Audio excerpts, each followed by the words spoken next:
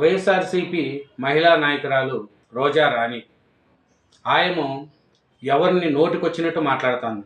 కిరణ్ను arrest చేస్తే భారతిరెడ్డి గారి మీద మాట్లాడిన మాటలకు కూటమి ప్రభుత్వం వెంటనే స్పందించి పార్టీని సస్పెండ్ చేసి అతన్ని అరెస్ట్ చేశారు.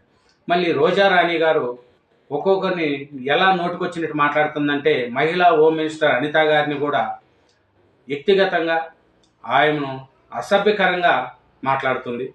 అట్లే స్పీకర్ అయ్యన్న పాత్రుడు అతన్ని గురించి కూడా అసభ్యకరంగా మాట్లాడుతుంది రోజారాణి.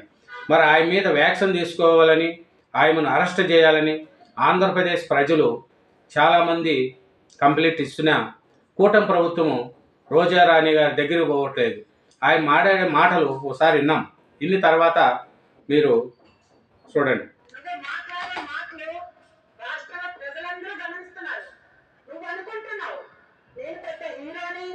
నేను చాలా బాగున్నాను, నా మాటలు వింటున్నారు ప్రజలు అని నువ్వు అనుకుంటున్నావు. నిన్ను కన్నది ఒక తల్లి, నీ భార్య ఒక ఆడది.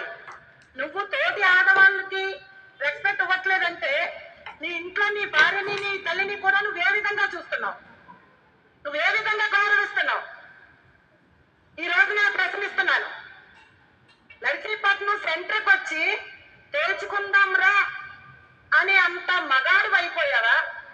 విజయసాయిరెడ్డి గారిని నర్సీపట్నం వచ్చి తేల్చుకుందాంరా అని అంత మగాడివా నువ్వని మేము అడుగుతున్నాం.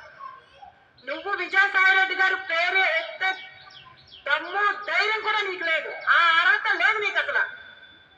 మాలాంటి మంచి రాష్ట్రంలో సుపరిచితమైన పరిపాలన చేసే జగన్మోహన్ రెడ్డి గారిని కానీ ఒక విజయసాయిరెడ్డి గారిని కానీ వాళ్ళ పేరు యొక్క అర్హత.